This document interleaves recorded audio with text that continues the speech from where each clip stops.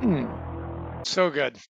Like gets It you every does, man. time, I was huh? tired today, and that thing just pumped me up. Yeah, I like it too, man. How are It's you doing, nice. man? Doing good, brother. How You are you? guys, hey, welcome to the Sandman and Pile Show. Uh, this is uh, this is number 2 of the week. We got 2 more after this. We're just trying to make up for my going to New Orleans for a week. Which, by the way, if you get a chance, Sandman, take your wife to New Orleans. She will freaking love it. She will love it. You know, I've never been to New Orleans, but I hear so much about it, man. I mean, everyone that goes there literally comes back and just not has nothing. Well, let me rephrase that. In our young days, I never been to New Orleans, which was, Mardi Gras, the Yeah, whole well, yeah. experience. I don't think Mardi Gras is such a family oriented adventure. I'm glad I didn't go when I was in college because I was telling my wife this because I drank a lot in college. I was fraternity. I was crazy, Well, yeah. and yeah, I would have gotten in a lot of trouble in New Orleans. I probably or would have died. Either or. I would have died, or I would have gotten in jail, or yeah, it would have been crazy.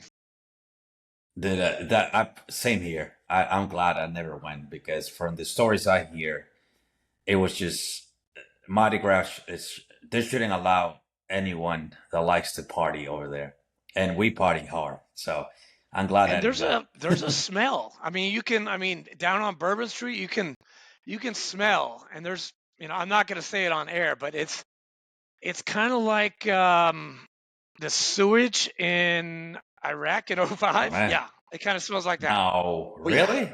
Oh it was god. bad. Now is that from what is that from? Like people just throwing trash on the street, vomiting, things like that. I Wow. saw it was the last day, and my wife and I were walking across the street, and she looks over and towards this building, and there's this person on the ground, and we don't know if this person is alive or dead. I mean, it's like strung out like this.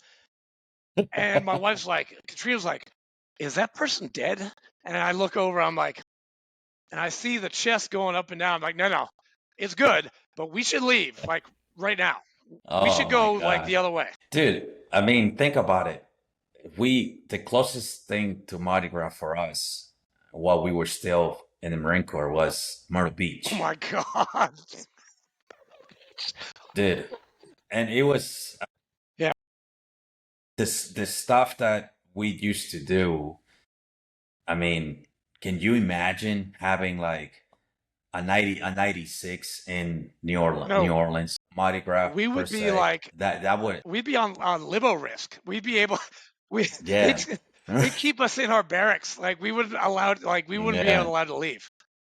That's crazy. Yeah, that's yeah. But I do want to go visit. I hear a lot of good things, and I would love to see the Caesars Superdome. Would Dude, love to see it it. is so cool. Like I had never seen it before, and we come over this bridge, and like right on the left, we're like, oh, that's the Superdome. That's where everybody from Katrina, all the people that were stranded, they all went into the Superdome. Like Yeah, I mean, yeah, and they haven't renovated, I done don't know. anything to it, right? I've That's I've never been in it. I don't know. It was very cool to see. dude, dude. I gotta tell you, man. If there's one place that you have to go that has been rehab, like within the last 5 6 years, not even rehab, but they were just built. You gotta visit the Mercedes Benz In Atlanta. Superdome.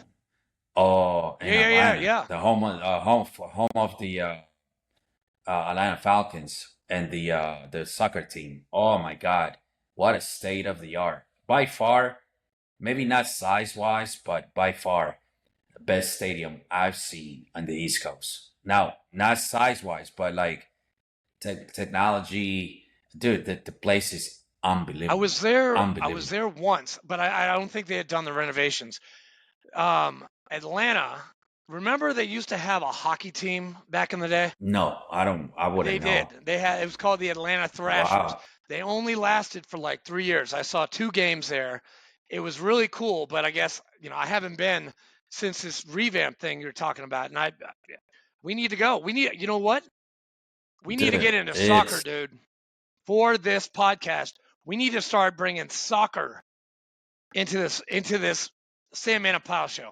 Send people to soccer games because it's cheap and it's fun. no, it is fun, but you gotta love the team. I mean, Atlanta has a pretty decent team. Now, Nashville, where we've I got a live pretty in pretty decent Charlotte, team.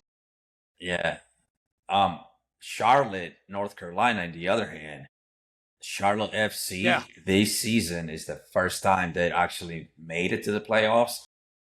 So it's growing, man. It's growing on people.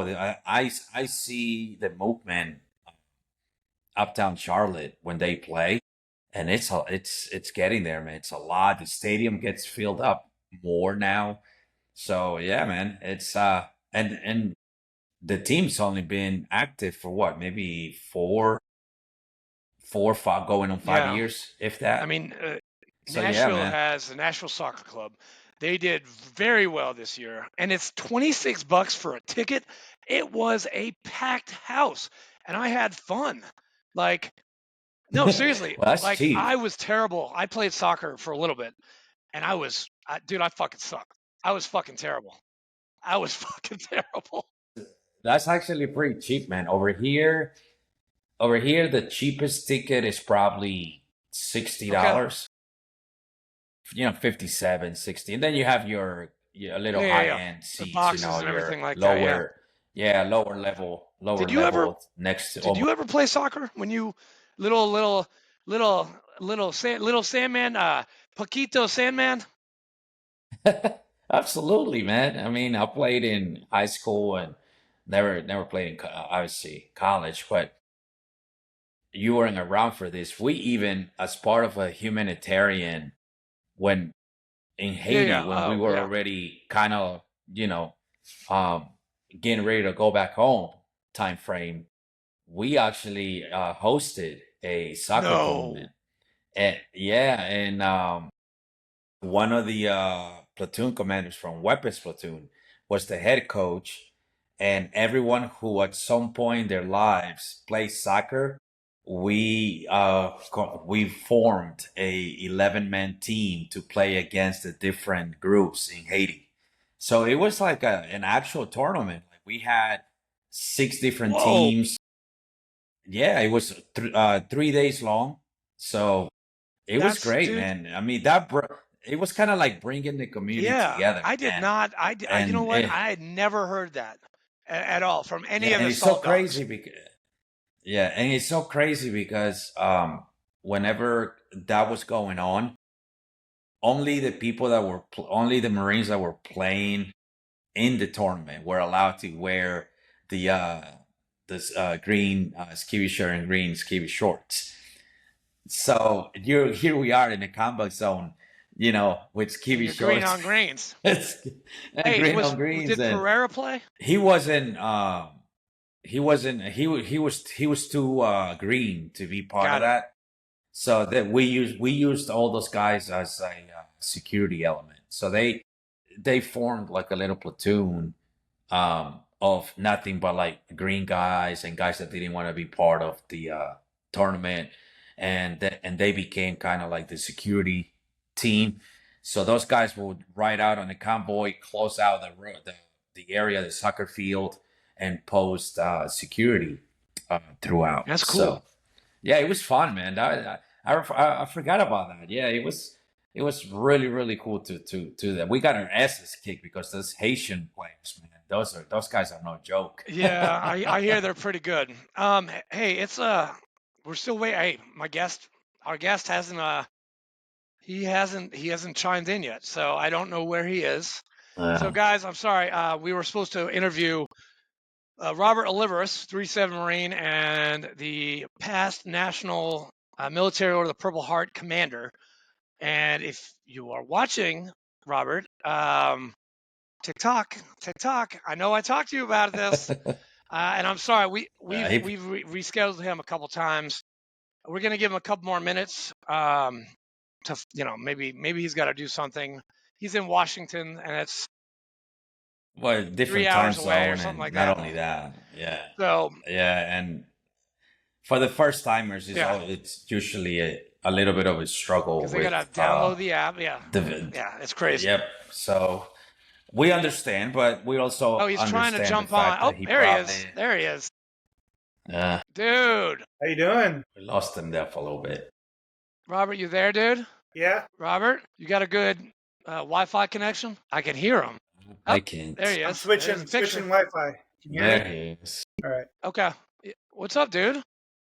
There you go. Sorry, I'm looking a little shabby. Just been trying to do school and getting ready for this weekend's event, and then the event next he's month. frozen now. Yeah. Shit. Take your time, man. Hey, you're a past national commander. We will wait for you. It is not a problem. All right. Can you hear me now? So, how about them Georgia Bulldogs? That's my favorite team. Mine though. too. Oh, wait, you're a Dogs fan? Yeah. Oh, dude, I'm a diehard Oh Bulldog. my God, dude, that was a great game. Right. Hey, Robert, you good? There he That's is. better. Yeah, I had to switch to a faster Wi-Fi streaming. So Good, good. Well, we Yeah. can hear you loud and clear now, so we're good. good. Yeah, Welcome. good. Thank you. Welcome to the show, dude. Hey, thanks. So, guys, Sam, man, this is Robert Olivarez, past National Military Order of the Heart commander, basically in charge of the entire MOPH from Alaska all the way to Puerto Rico. So, I mean, this guy, he had a lot of weight on his shoulders last year, and they just picked a new commander in July. And it is an honor to have you, Robert. And please, would you introduce yourself to America and Germany? Because 25% of our listeners come from Germany. Nice. Well, I don't speak German, but I'll try my best not to. My name is Robert Olivarez. I'm a Marine. I served with 3rd Battalion, 7th Marines out of 29 Palms. I have multiple combat deployments. Was injured in 04 and 05. I was now I'm the past national commander for the Military Order of the Purple Heart, which consists of 250,000 living Purple Heart recipients. But we only account for a little over $50,000 or 50,000 within the organization. And that's not including our auxiliary, which is a support arm of the MOPH, which is still a valuable asset because it's the family members, it's the spouses, the wives, husbands, daughters, sons, grandchildren that actually help us when we go to our events, and also to remind a lot of our membership. A little small shout out to the auxiliary. They are working hard to help us, be successful and ensure that all of our patriots get out to the events they have to, and that they are looking their best. That's great. That's fantastic. So that was really quick. I was looking for some more. I can keep going. When did you? We have No. okay. Where'd you start? Like Paris Island, Hollywood Marine, SOI, like all that kind of stuff. Like give us obviously, I'm us a from the best 411. side. I'm from the best side of the map, a Hollywood Marine. I was at. Hey, boy. You know what? We have hills. All right, I have a question. Look, and on top of that, I've never. This will be the very first time I've ever will hear a testimony from a West Coast Marine. So please give me the meat and potato. I'm so glad that I can grace you with my presence. Yes, because we don't usually.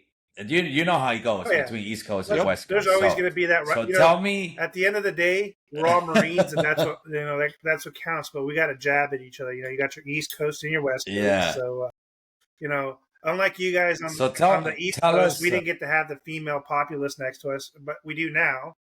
But back then in the real Marine Corps, things were a little bit different. But yeah, there's always jabs. You guys have the sand fleas and everything like that, which we didn't experience, but we have hills and actual different seasons that we go through over here. So it's not just. So tell us about boot camp in the West Coast. What's it called? Is it MCRD San MCRD San Diego, and that's Yeah, it? so MCRD San Diego, just like you got Paris Island. So it's actually pretty cool and humbling to see boot camp right next to the airport and watch everybody be able to fly everywhere while you're just surrounded by fencing and trying to become one of the best. We see the freedom birds flying. I don't know about Paris Island, but you would just look over No. while you're getting No. some training, and you just see alligators and shit, lucky man. civilians being able to go eat whatever they wanted and sleep in their nice cush beds. Wow. But from there, we That is drive up No, north we to didn't have that. Pendleton, and That's it true gets real Hollywood. tight, so That's true Hollywood That right is. there, man. well, That's you proof got to mess positive with right the there. psyche. Proof So positive. yeah, Man, Yep. can't go wrong with that, man. You serving boot camp, but yeah, you have access to the civilian world at the same time, so you totally not disconnected. you don't have access. You see it Which and to see where you want to be, but but you cannot. Almost touch it. If you know You what I can mean. almost touch it. Yeah. yeah. Well, that's breathtaking, man, because Paris Island is not like that. It's a prison. Yeah. That's what Yeah. it is. Well, It's MCRD an is a prison. Alcatraz. Let's just say it's a prison that gives you a lot of crap because you can see the freedom, Views. but you can't Yeah. be the freedom. So that's Yeah. actually pretty bad because you can see it, but you can't touch it. So it does. So It does San mess with the psyche. Diego, San Diego is your boot camp place. You graduate boot camp. Then I went to Where did you go after that? SOI in Pendleton. Camp Elton. Okay, so you actually got to the Marine Corps, the first Yeah, Marine Corps SOI division West, man. to Yeah, do East your. Pendleton the first. Yeah, Wow. and so from there we Nice. went to our first unit, and 3-7 was the unit I was with. So nice little 3-hour bus ride to the middle of nowhere. Wondering what the hell I signed up for. So not sure if you've been to 29 Yeah. Palms, but it literally is in the middle of nowhere. So Yeah, we go there all the time.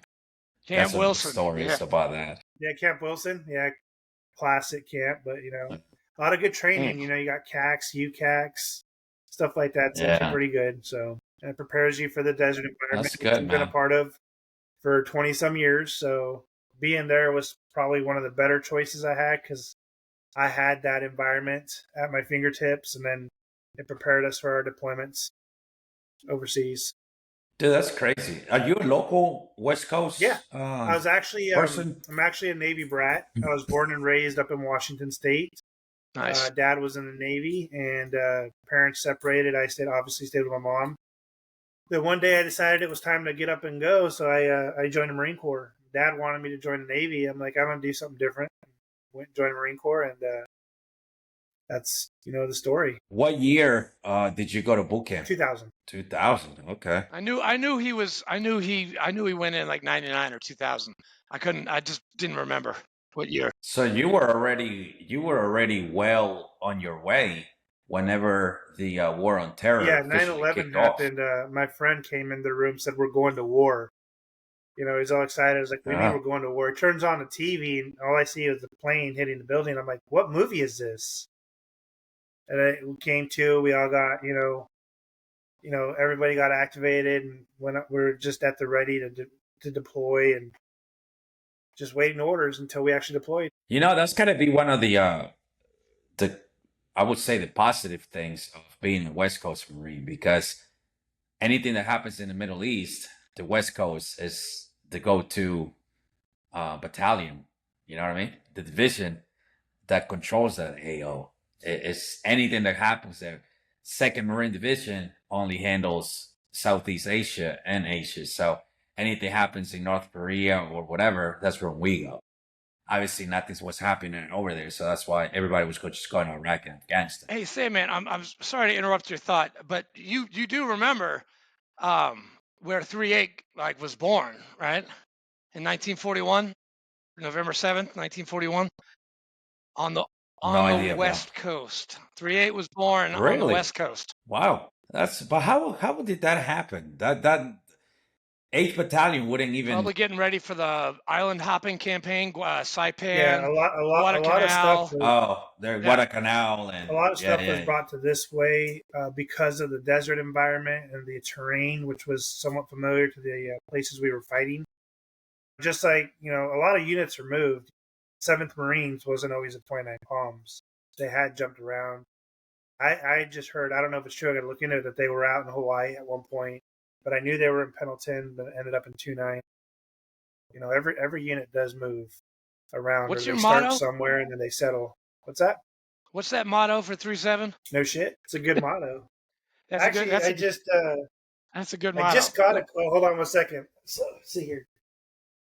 So I'm all, when I see you next month, I'll give you my commander's coin. So I'm always about, supporting my units and my brethren when they're designing and doing stuff. So one of the guys said he created a 250th anniversary 37 coin. I was like, oh, I'll buy 6 of them, and I'll give some out to some of the guys I served with. So when you think coin, you're thinking, an inch, 2 inch. Okay, get ready. Yeah. I bought 6 of these things. Nice. Oh, beautiful. Holy, that's nice. Look how big man. that is. Wow. Dude, that's huge. Yeah, Who it's a makes it? huge Dude, coin. that is sick. So I bought 6 thinking, oh, I'm just going to hand these out, and give a couple of my National Commander coins to my buddies.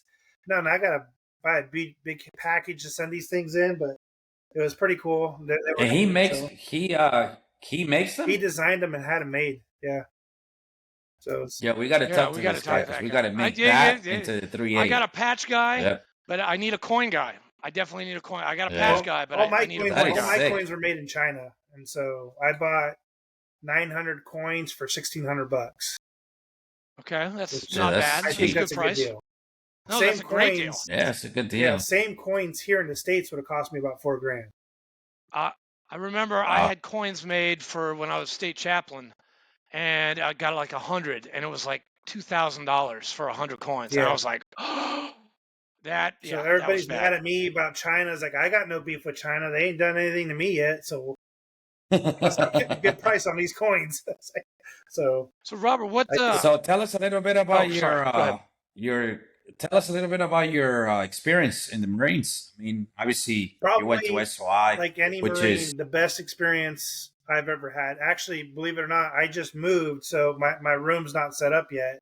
But my neighbor is also a Marine. He was a recon Marine, and he got out as a gunnery sergeant. So we hang out quite a bit. We just went to a Marine Corps League meeting last night. I introduced him to all my Marines that are up here.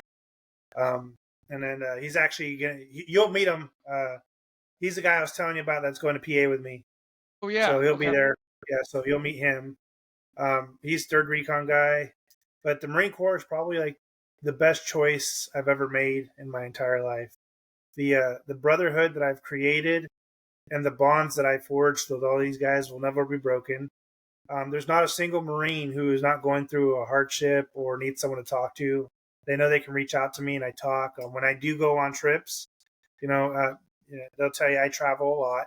I'll make sure if I know my Marines are in that area, I'll take time away and go hang out with them for a couple hours. So when I went down to California, I made sure I saw my corpsmen, all the guys I served with, I stayed with them.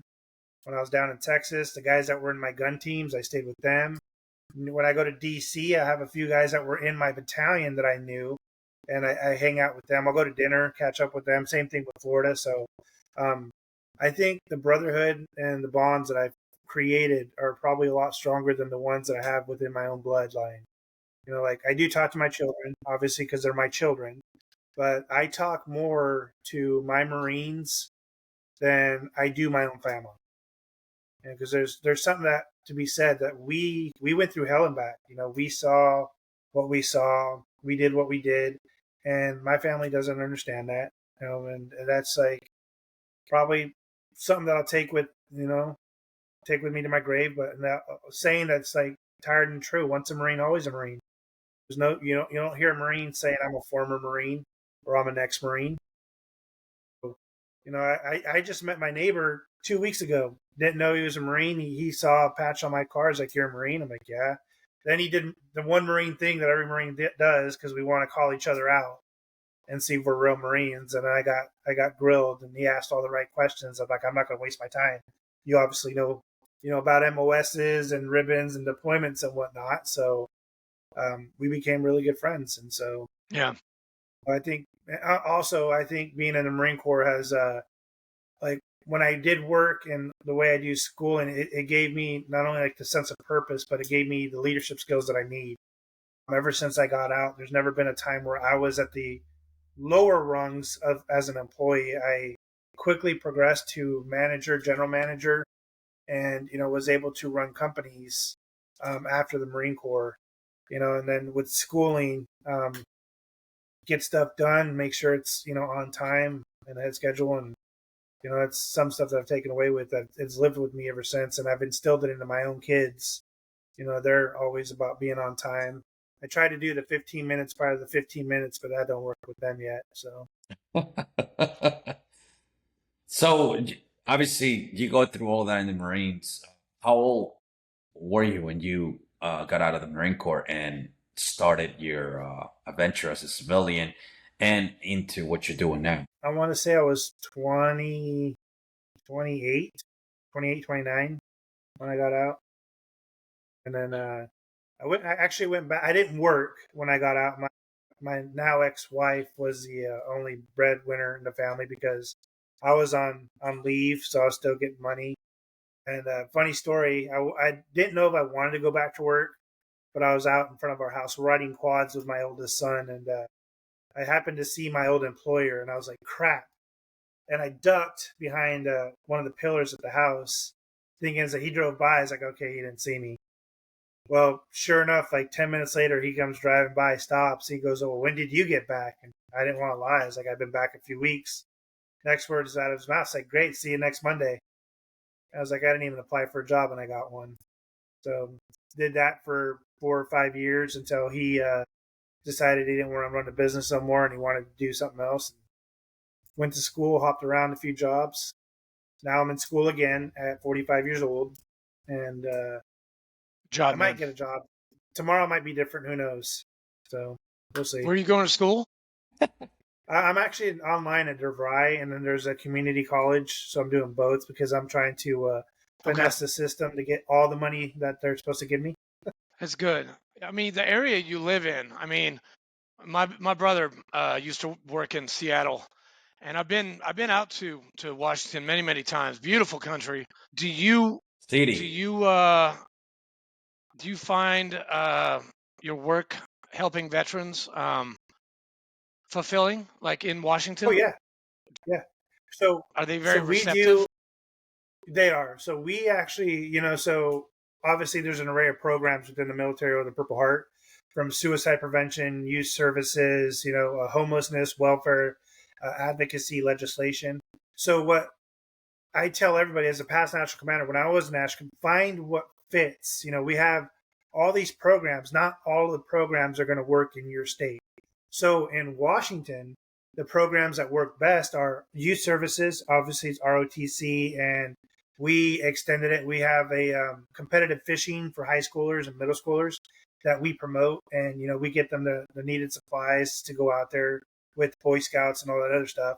But we do a lot in homelessness and welfare and youth, and suicide prevention here. So we do have a lot of people who reach out who are obviously fighting their demons, and we talk to them. So myself and a few other people, some guys from the VFW, will get together. We'll go and we'll grab a drink, and if they don't want to drink, we'll get dinner, we'll get coffee, whichever. We don't care what time of day it is. We will get out there and we'll chat with them. And I have a really bad way of helping a person, but it lets them see what is actually going on. So I'm not trying to break them down, but like the Marine Corps, where you break them down and build them up to see what their worth is and what they got going on, I do the same thing. I let them know that it's just more than themselves that they're hurting. I'm not going to say names, but the last 2 guys had children, and I would just sit there. I'm like, you want to be that fucking guy and let your kid grow up without a dad and not know what it's like to have a father? And they have to, they rethink, what's going on. Do they want to punish somebody else because they're fighting demons? There is an array of help out there. If you don't want to go see a therapist, talk to another veteran, talk to a Marine, talk to one of them Army doggies, get that going. And that actually helps, talking actually helps more than people know. But I'm more of a promoter of talking to another service member who's been in the same situation or is aware of it, because they have a better understanding than civilians do. Civilians just read a book. Nobody's going to know what we've been through, live through the suck, seeing our brothers and sisters, get blown up or shot. So I do talk to a lot of these people, and it helps. I'm going to church, and they ask me how I deal with it, and I tell them I'll be honest. If I talk to you for a couple hours, it drains me. Like, it drains me, because I'm not judging you, but I'm helping absorb that negativity and trying to get you to be a positive person so that you can live to see another day. And so they're like, well, how do you deal with it? I just pray. And I pray, and then I talk to other folk and make sure that they're good. But that also comes back to the Marine Corps, because what was one thing, if you were a squad leader or a section leader or a platoon guy, what did they ask you to do? Always check on your men, because you want to make sure everybody is good. So that's something that I brought back, but also falls to when I met my first NCOs. I'm not sure if you'll hear this, but I'll give a shout out to Sergeant Restaino, Corporal Piccoli, who passed away, Sergeant Pellegrini, who basically saw something in me that I didn't.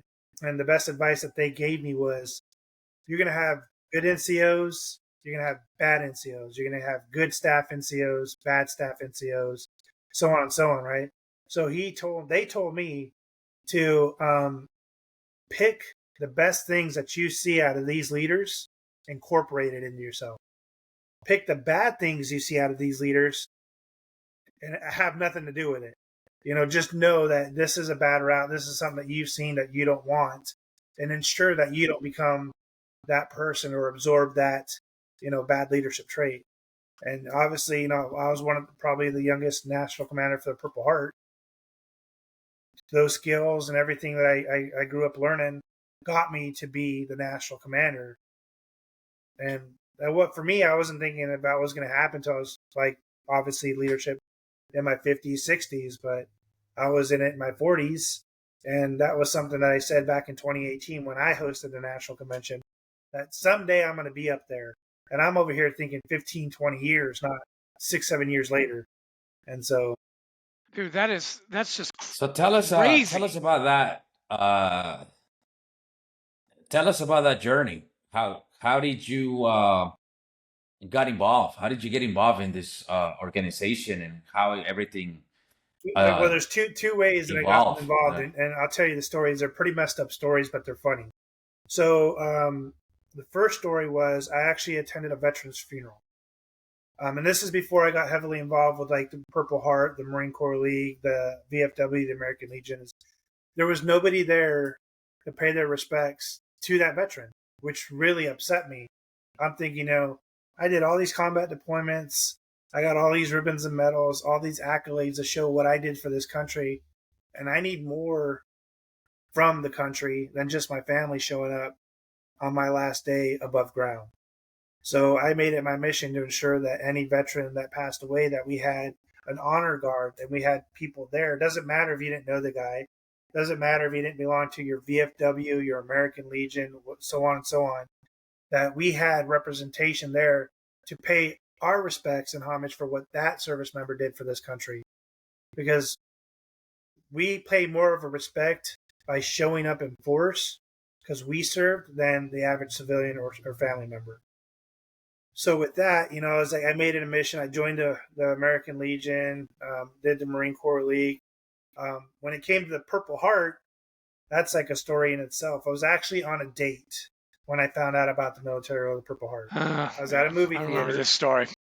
I walked out, and this guy had literally 20 to 50 Purple Heart stickers on his vehicle.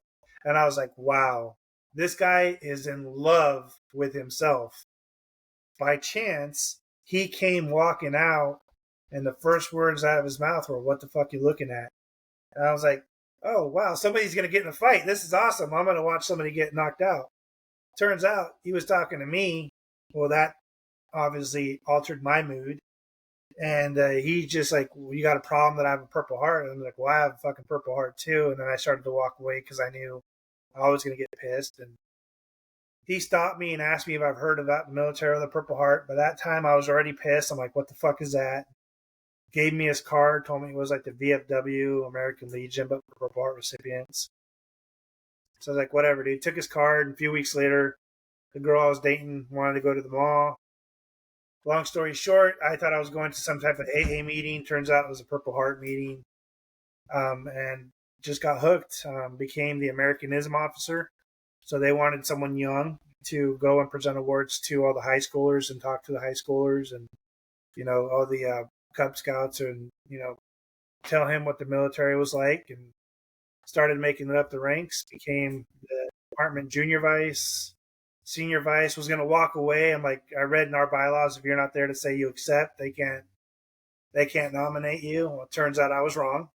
And, made it up to state commander, ran the state for 3 years, hosted the national convention, traveled around, met a bunch of people, and started getting more involved and wanting to do more for our Purple Heart community. It's awesome, man. Hey, we have a question. So as you know, we're live. So there is a question on our chat room. Ranger 313, whether he or she wants to know why the Purple Heart has to be different than any other organization out there. Well, we're not different. Okay. Well, we're exactly the same as every organization. The only thing that is a requirement for us is that you have to have a Purple Heart medal. So we do follow the same guidelines and accreditations as everybody else. We don't have a service program like the other ones do, but the difference with us is that we all give some, but then there's some that bleed. We all did a purple. We're not better than anybody else by far. I preach this just because we have Purple Hearts. It's just there's a bond between Purple Heart recipients that's a little bit different than the bond that we get from the rest of the servicemen. Like, I'm tight with all the VFW guys. I go to the national VFW conventions. I see them when we're in DC talking. But we did bleed for this country. We did suffer a little, and we carry wounds for the rest of our lives. Yes, you can heal from them, but it's still something. I'm carrying scars from 2004 that'll never go away. They've offered to do the skin graft, but I'm like, it's the way I remember what I've been through. But we're not better than anybody. It's just we have in our possession the oldest medal that this country has. From the military bachelor Purple Heart. So that's something to be proud of. It's something to be show pride in and to carry on and keep going. So, but we're also here to help those who have been wounded. And, not all wounds are visible. And that's what our goal is to ensure, that we help people mentally, physically, and every other thing that we can do to keep them going and ensure that they're cared of and cared for. So, but we do push the same legislation and talk with other VSOs, veteran service organizations, to try to work and make sure that all our veterans are taken care of. So within the Purple Heart, we actually do more. We don't just take care of our own; we take care of everybody. That's a good point, Robert. Because when I got out, they needed. I was trying to get my claims and stuff like that, and MOPH. I had gotten my card and I had applied in 2007 when I was on the Navy ship, and I got in life membership, and they helped me get start my claims. So I got 50% right out of the gate, like 8 months after I got out, and they were a good organization to start with to help me go through the red tape of the VA. So MOPH, they definitely know their stuff. I'll tell you that. And sadly, hey, to suspend our service program. Hopefully, we can get it back up and running. But it is a good program to have. Also, with being a Purple Heart recipient, I know they honor all veterans at sporting events, but it brings something home to our recipients. Even if they don't belong to the MOPH, to be recognized and let everybody know that yeah, we might have gone to war. You do have people that weren't injured and got lucky, but those are there who actually, defended not only this country but the civilian populaces of other countries and were wounded but came back and are still giving back to the community. So that's always a great thing to have out there. Yeah, unfortunately, Purple Hearts have become obviously with the war on terror, Purple Hearts have become a very sensitive subject among service members. Because like you mentioned earlier, you have um, physical scars that earned you that medal, right? Other Marines, other Army, Air Force, Navy service members might not have the same bad luck that you had, but yeah, they share the same medal that you have.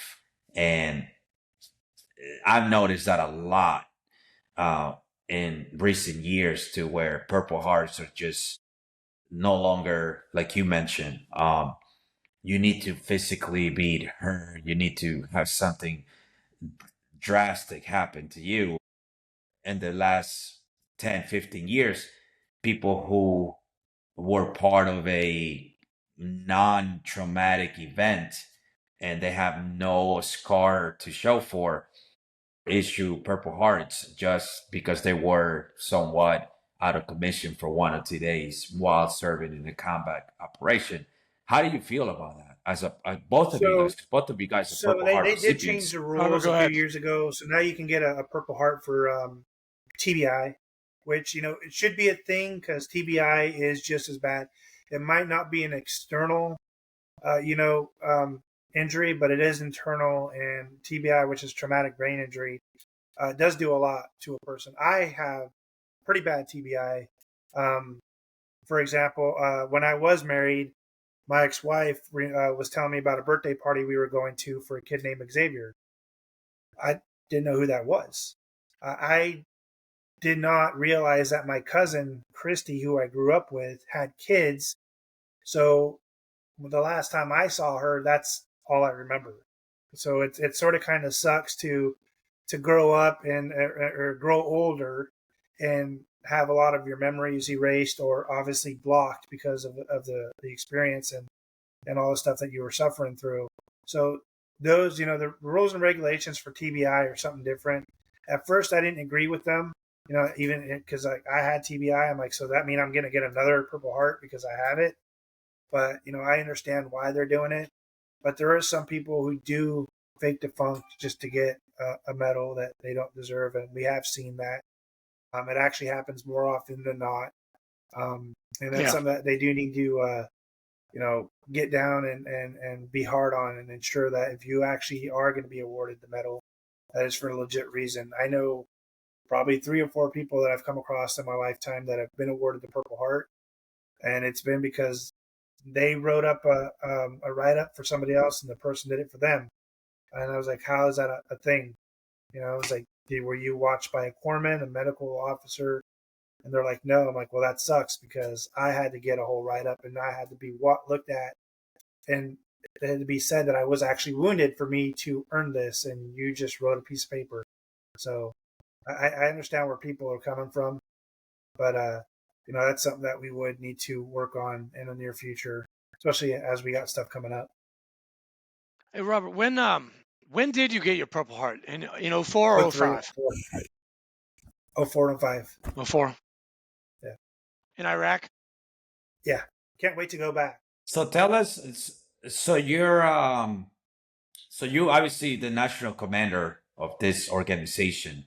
What does the organization? What's the purpose, the main purpose of this organization for Purple Heart recipients? Well, it's not only for Purple Heart recipients. So we advocate for everybody.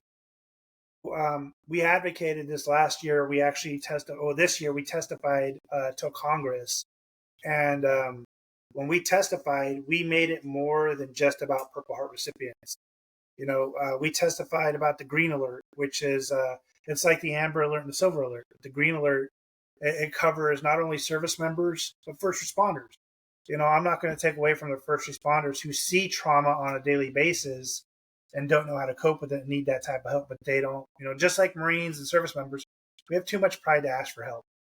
But with the green alert, it's an awareness to help look for that person to get them the help that they need, and it's us reaching out to them instead of them asking us. But it makes it look like it's an even playing field.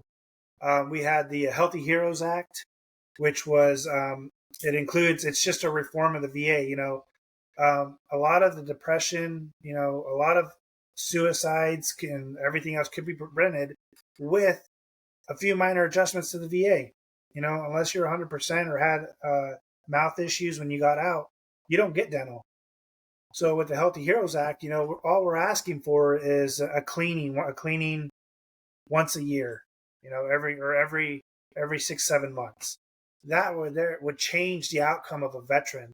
It would improve their health. It would improve, how they see themselves. It would improve, their mental clarity and all that stuff. And so that was something that we pushed, and we worked with other organizations to try to have them, pushed out as well. And then we also talked about the holistic approach. We got to stop feeding our veterans, constant medication, because that's not helping. It's just drowning a problem. So with the holistic approach, we went more than just, obviously doing shrooms or smoking weed. There's other ways to help veterans. Here in Washington, we're one of the leaders. We have a very big holistic approach from, Escritarian, where we got veterans going out and, grooming horses, riding horses, doing all that stuff. And then we have veterans who actually farm. And that helps. And then we have, I forget what it's called. It's yoga, where they put the veteran in a tub, and it's like it's no sound, no nothing. That I haven't done yet. Yeah, immersion therapy. Yes, immersion therapy, that helps.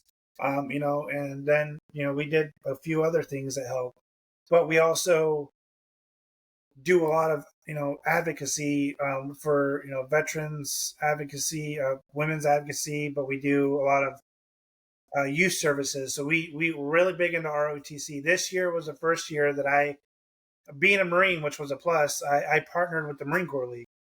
And then you guys have the Junior Marines. And so we give them a leadership award, which is something that the young Marines can actually tout on their uniform and be proud of, that they've earned that ribbon. So that's something we've done. Go ahead. Are those new certificates out yet? Because I need to buy mine for all of Middle Tennessee. They should be. Okay. They should be. Good. Just make an order. Yeah. So essentially, the organization is structured the same way as all the other ones out there. Correct. But the only difference we have one thing that's different from everybody else. So we have a computer coding program that's free to all Purple Heart recipients and their families and veterans. I want to say it's a 7 or 8 month program. You sign up at the beginning of the year. You do it. Once you graduate, they throw and host a job fair where you can go out and have a job. Obviously apply to IBM if they're still around, Google, Microsoft, all those people, and try to get a job unless you have something lined up. We've had people doing it for the last 3 years, and it's been pretty successful. It could get bigger. It could be better, but we offer that, and we're the only organization that offers that. And you guys have an MOU with the VFW now, correct? So we have an MOU with the VFW. We should be having one signed here with the Marine Corps League, unless I signed that and I forgot. We have one with the Vietnam Veterans of America. So yeah, we want to work with these other organizations, and it's not so much to take membership, but it's to help each other out, and all be on the same program. Because if we push the same issue, the chances of it getting done faster and being put out before a veteran is going to be a lot greater than us working as individuals. So if we work as a team, we can get more done. And it's not taken away from anybody. It's not we're better than you. It's a cohesion between the two organizations working together for the same cause and ensuring that all veterans are taken care of. Yeah. But you have to be a Purple Heart recipient in order to be part of this organization? Unless you're related to a Purple Heart recipient, then you become an associate member. Okay. So if we're cousins, no, I'm just kidding. No, you have to be within the lineage. If you were a Purple Heart recipient and you had a son and a daughter, they could both join as associate members. My kids are associate members. So the benefits that the organization offers is strictly, I guess, to the point of the viewer that asked the question.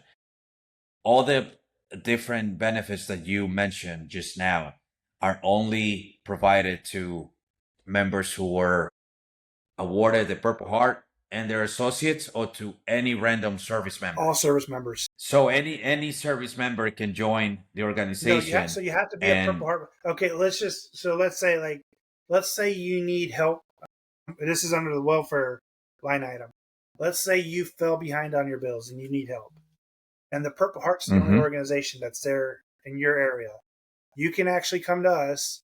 The local chapter will yay or nay if they have the funds. If they can't help you, they'll bring it up to the next closest chapter or the department, which is the state, and they'll assist you. You don't have to be a Purple Heart recipient for us to help you, because we've helped plenty of folks that weren't Purple Heart recipients. So we have the MOPH fund, which is our fundraising arm. The department commander of Georgia came to us, said that a veteran's home burnt down, brand new veteran's home. So, we looked and said what we had in that line item, and we sent them a check for, I believe it was $5,000.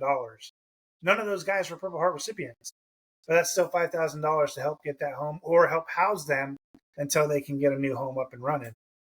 Yeah. You have to be a Purple Heart recipient to join our organization, but you don't have to be a Purple Heart recipient to get help from our organization. Right, and it's just like the it's just like the VFW. That's what I meant. I mean, you have to have served but what in is a the combat difference? zone to be a part of the VFW. American Legion, you have to have a DD-214. Let's see, AMVETS, same thing. To be a member of the organization, you have to meet the criteria. But to get help from these organizations, it's fair game. You just have to apply. You just have to apply for help. What are the benefits of a member of the MOPH?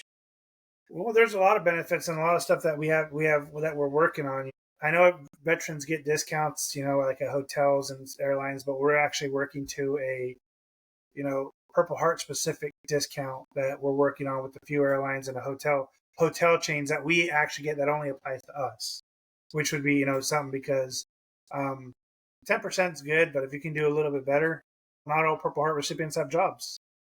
Some of them are living off of pension, especially our brothers who, especially all the brothers that lost, limbs and things like that.